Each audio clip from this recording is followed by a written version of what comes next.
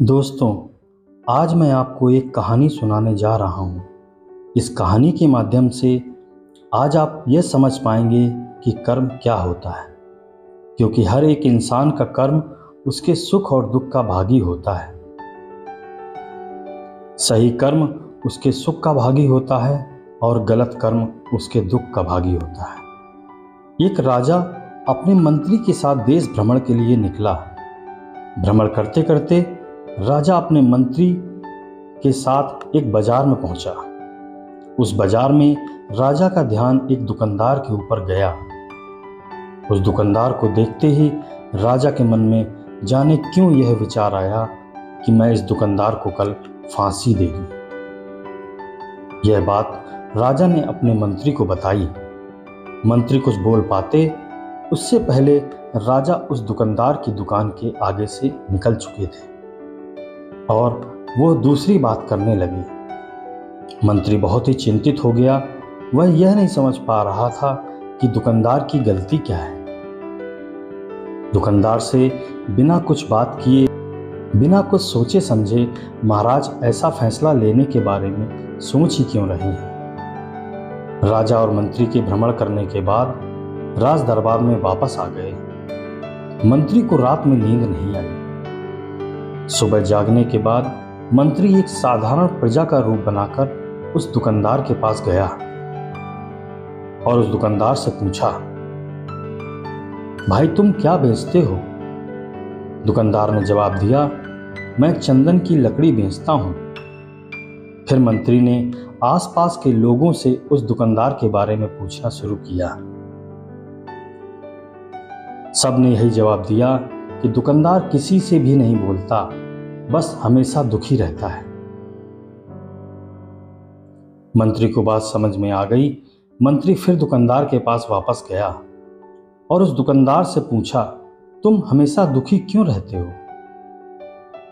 दुकानदार ने बताया, मैं दुखी इसलिए रहता हूं क्योंकि मेरे पास लोग आते हैं, चंदन की लकड़ियां सूंघते हैं और बोलते हैं बहुत ही सुंदर है, बहुत ही अच्छी महक है, लेकिन कोई खरीदता नहीं, इसलिए मैं हमेशा दुखी रहता हूं। दुकानदार की बात सुनकर खुद भाव विभोर हो गए। उस दुकानदार का दुखी होना बिल्कुल सही था। अगर उसकी दुकान पर कोई सामान खरीदने ही ना जाए, जबकि सामान में कोई कमी ना हो। मंत्री सोचने लगा कि यह दुकानदार अपने दुखों की वजह से इतना दुखी रहता है, परंतु राजा इस दुकानदार को फांसी पर क्यों लटकाना चाहते हैं? अर्थात राजा के मन में आए हुए विचार का उत्तर अभी तक मंत्री को नहीं मिल पाया था। मंत्री ने फिर उस दुकानदार से पूछा, भाई तब तुम क्या करोगे अगर तुम्हारी दुकान की सारी चंदन की लकड़ियां ऐसी ही रखी रह जाएं?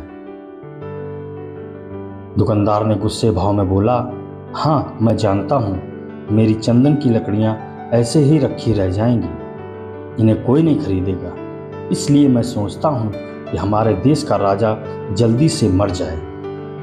अगर वह जल्दी से मर जाता है तो मैं उस दरबार में उस राजा के दाह संस्कार के लिए अपनी चंदन की लकड़ी देता, जिससे मुझे कुछ पैसे मिल जाते और इस बाजार के अलावा बाकी लोग भी मेरी चंदन की लकड़ी के बारे में पता चल जाता, तो शायद कुछ न कुछ लोग मेरी दुकान से जरूर खरीदने आते ये चंदन की लकड़ियां।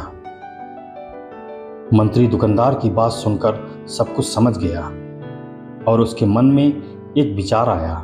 मंत्री ने दुकानदार से चंदन की लकड़ियां खरीदी। इस खरीदारी से दुकानदार को भी कुछ पैसे मिल गए और वह थोड़ा खुश भी हो गया। मंत्री चंदन की लकड़ियों को लेकर वापस राज दरबार चला गया। राज दरबार पहुंचकर मंत्री ने उस चंदन की लकड़ियों को राजा के समक्ष रख दिया और बोला, हे राजन, चंदन की लकड़ियां उसी दुकानदार ने आपको भेंट की हैं जिस दुकानदार को आप फांसी देने की सोच रहे थे। राजा ने उन चंदन की लकड़ियों को सूंघा और सूंघने के बाद बहुत ही प्रसन्न हो गए। उन्होंने कहा, यह चंदन की लकड़ियां तो बहुत ही खुशबूदार हैं। दुकानदार के इस अनोखे भेंट से राजा बहुत खुश हुआ।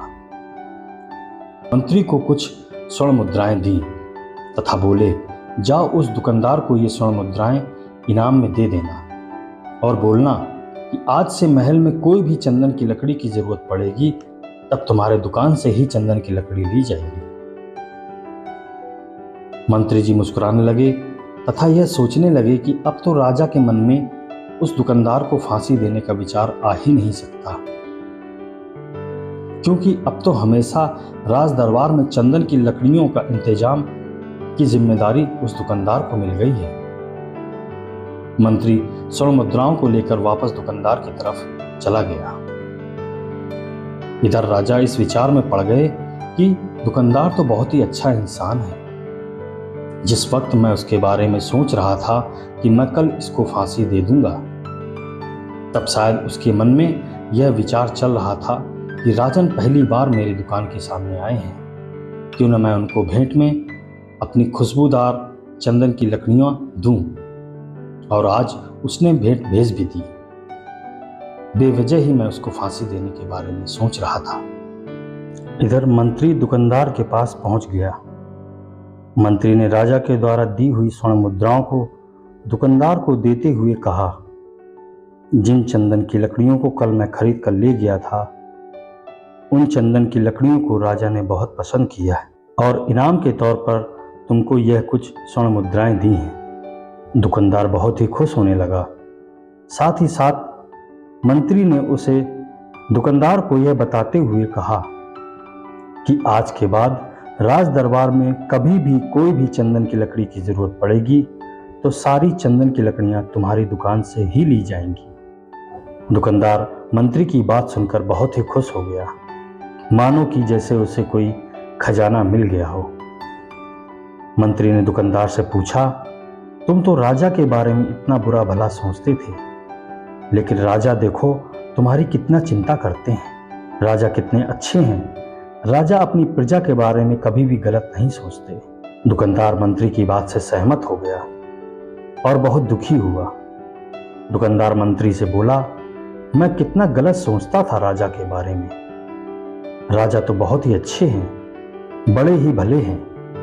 भगवान करे राजा की उम्र बहुत लंबी हो। यह बात सुनकर मंत्री बहुत खुश हुए।